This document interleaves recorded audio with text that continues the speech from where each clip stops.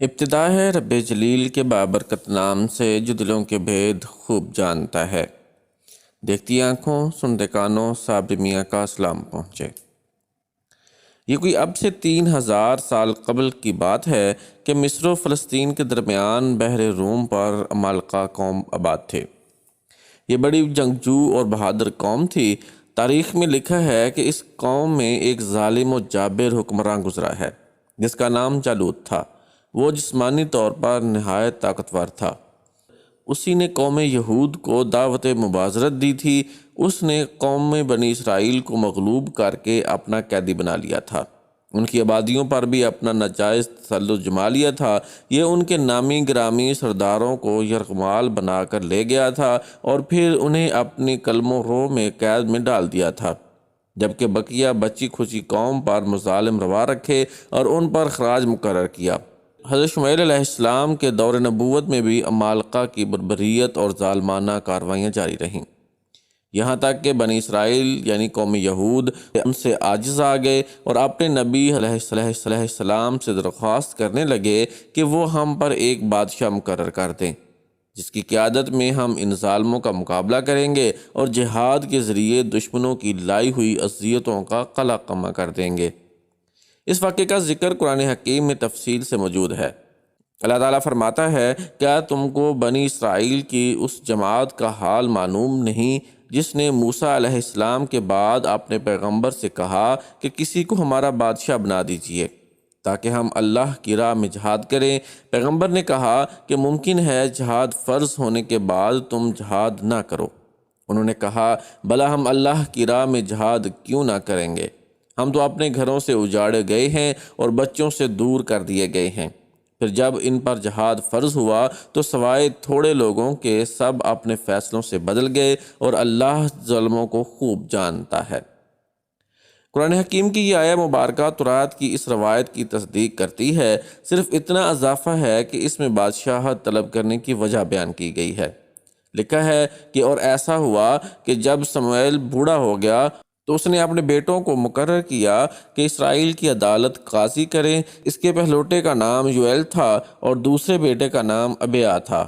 وہ دونوں بیرسبا میں قاضی مقرر تھے اور عدالت میں طرفداری کر کے انصاف کی پیروی کرتے اور رشوت لیتے۔ کچھ بزرگ جمع ہو کے راستے میں سموئیل علیہ السلام کے پاس آئے اور اسے کہا، دیکھ تو بوڑھا ہوا اور تیرے بیٹے تیری راہ پر نہیں چل رہے۔ اب کسی کو ہمارا بادشاہ مقرر کر جو ہم پر حکومت کیا کرے جیسا کہ سب قوموں میں ہے۔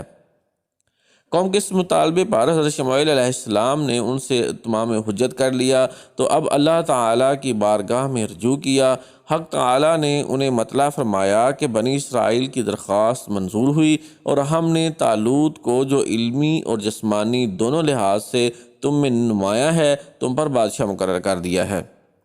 بنی اسرائیل نے جب یہ سنا تو منہ بنانے لگے اور ناگواری سے کہنے لگے، یہ غریب شخص ہے، اس کے پاس مال و دولت کچھ نہیں ہے، یہ کیسے ہمارا بادشاہ بن سکتا ہے؟ اور اصل میں بادشاہت کے لائق تو ہم ہی ہیں، بس ہم میں سے کسی کو بادشاہ بنا دیجئے۔ اس بات کی تصدیق قرآن حکیم نے بھی کی ہے۔ اللہ تعالیٰ فرماتا ہے، ایسا ہوا کہ ان کے نبی نے کہا، اللہ نے تمہارے لیے طالوت کو مقرر کر دیا ہے۔ جب انہوں نے یہ سنا تو اطاعت و فرما برداری کی بجائے کہنے لگے کہ وہ ہم پر کیسے حکمراں ہو سکتا ہے؟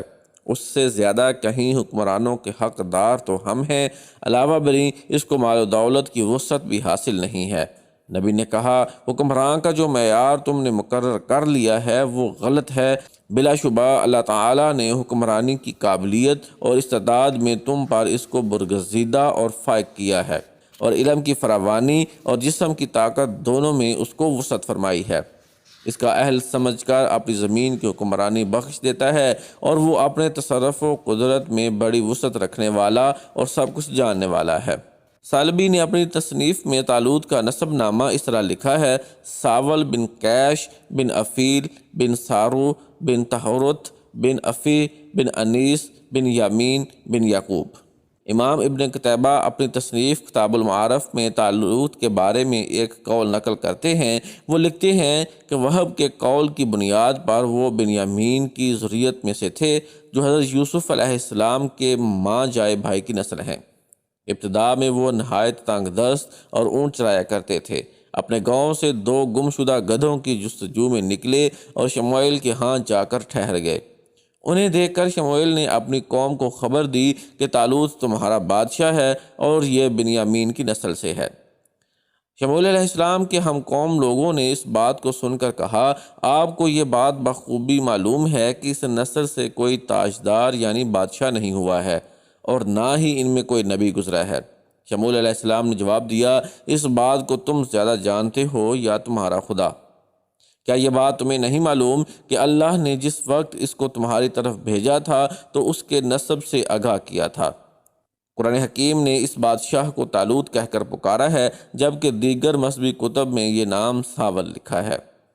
قوم یہود بڑی ضدی اور ہٹ دھرم کے طور پر سامنے آئی۔ اس قوم نے حضرت موسیٰ علیہ السلام اور ہارون علیہ السلام کو بھی اپنی ہٹ دھرمیوں اور نافرمانیوں کی بنا پر عاجز کر دیا تھا، اور ان دونوں برادران کے بعد بھی جتنے انبیاء کرام بشمول حضرت عیسیٰ علیہ السلام تک آئے، سب کی نافرمانی کی، جس کی تفصیلات مختلف مضامین میں آتی رہی ہیں۔ حضرت شموئیل علیہ السلام جو اس وقت اسرائیلی علاقوں پر منصب نبوت پر فائز تھے، ان کے سامنے بھی اس قوم نے حسب سابق یہ مطالبہ رکھ دیا کہ اگر طالوت حق تعالیٰ کا مقرر کردہ بادشاہ ہے تو اس کے ثبوت میں اللہ کی کوئی نشانی یعنی معجزہ پیش کرو، جیسا کہ ماضی میں ان کا ہر نبی کے ساتھ یہی مطالبہ رہا کہ اگر تم سچے ہو تو کوئی معجزہ پیش کرو۔ یہ اللہ کا قانون ہے کہ تمام حجت کے طور پر اللہ کے حکم سے نبی سے معجزہ صادر ہو جاتا ہے، اور اس کے صادر ہونے کے بعد بھی وہ قوم ایمان نہ لائے تو پھر وہ اللہ کے شدید عذاب میں مبتلا ہو جاتی ہے۔ ماضی میں دیکھیے تو حضرت موسیٰ علیہ السلام کی ذات مبارک سے بے انتہا معجزات کا صدور رہا، مگر پھر بھی یہ قوم ٹس سے مس نہ ہوئی اور فرعون کی طرح اپنے آپ کو برتر اور اعلیٰ ثابت کرتی رہی اور عذاب میں گرفتار ہوتی رہی۔ حضرت شموئیل علیہ السلام سے بھی قوم نے ایسا ہی ایک مطالبہ رکھا تھا، جس پر آپ علیہ السلام نے فرمایا کہ اگر تمہیں خدا کے فیصلے کی تصدیق مطلوب و مقصود ہے تو تمہیں وہ بھی عطا کر دیا جائے گا، اور یہ کہ جو متبرک صندوق جس میں تورات اور حضرت موسیٰ و ہارون علیہ السلام کے نوادرات محفوظ ہیں، وہ طالوت کی بدولت تمہارے ہاتھوں میں آ جائے گا۔ اس زمن میں قرآن حکیم میں آیا ہے کہ ان کے نبی نے ان سے کہا، اس کی بادشاہت کی ظاہری دل جمعی ہے اور آل موسیٰ اور آل ہارون کا ترکہ ہے، فرشتے اسے اٹھا کر لائیں گے، یقیناً یہ تمہارے لیے کھلی دلیل ہے۔ حضرت شموئیل علیہ السلام کی تسلی سے قوم یہود کو کچھ اطمینان ہوا، اور وہ طالوت کی قیادت میں جالوت سے جنگ کرنے کے لیے نکل کھڑے ہوئے۔ ارشاد باری تعالیٰ ہے، جب طالوت لشکروں کو لے کر نکلا تو کہا، سنو، اللہ تمہیں ایک نہر سے آزمانے والا ہے، جس نے اس میں سے پانی پیا وہ میرا نہیں، اور جو اسے نہ چکھے وہ میرا ہے۔ ہاں، یہ اور بات ہے کہ شدت تشنہ لبی سے ایک چلو بھر پی لے، لیکن سوائے چند کے ان میں سے سب نے پیا۔ مفسرین اس آیہ مبارکہ کی تفسیر میں لکھتے ہیں کہ یہ نہر اردن اور فلسطین کے درمیان واقع ہے، اور پانی نہ پینے والوں کی تعداد 313 تھی، جو اصحاب بدر کی بھی تعداد ہے۔ جب یہ لشکر نہر پار کر گیا تو طالوت اور اسرائیل کے لوگ جمع ہو کر ایلا کی وادی میں خیمہ زن ہوئے، جبکہ جالوت، جس کا تورات میں جاتی جولیت نام ہے، دونوں افواج آمنے سامنے پہاڑیوں پر تعینات تھیں۔ درمیان میں وادی تھی۔ تورات کی ایک روایت کے مطابق جالوت پہلوان تھا، اس کا قد 6 ہاتھ اور 1 بالشت تھا، اس کے سر پر پیتل کا خود اور پیتل ہی کی زرہ تھی، جس کا وزن 5000 مثقال تھا۔ اس کی ٹانگوں پر پیتل ہی کے 2 ساک پوش تھے، اس کے دونوں شانوں کے درمیان پیتل کی برچھی تھی، بھالا ایسا تھا جیسے جولاہے کا شہتیر، جس کا وزن 600 مثقال تھا، جو لوہے کا تھا۔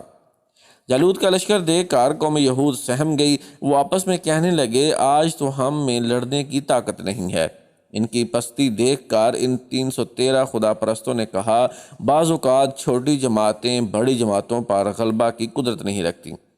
اللہ پر یقین رکھنے والوں کے اس جذبہ جہاد نے ان میں ایک نئی روح پھونک دی، اور جالوت اور اس کے لشکر سے باقاعدہ جنگ ہونے سے قبل انہوں نے رب کریم سے دعا مانگی، جو قرآنی الفاظ میں اس طرح ہے: اے پروردگار، ہمیں صبر دے، ثابت قدمی دے، اور قوم کفار پر ہماری مدد فرما۔ تاریخ داں اس جنگ کا مقام غور کی وادی بھی لکھتے ہیں، جو زیریں اردن کی ایک وادی ہے، اور یہ اس کا حالیہ تجویز کردہ نام ہو سکتا ہے۔ جنگ شروع ہوئی تو جالوت سب سے پہلے مقابلے کے لیے نکلا اور پہلے ہی حملے میں مارا گیا۔ جالوتیوں کو شکست ہوئی اور انہوں نے راہ فرار اختیار کی۔ طالوت اور اس کا لشکر سرخرو ہوا۔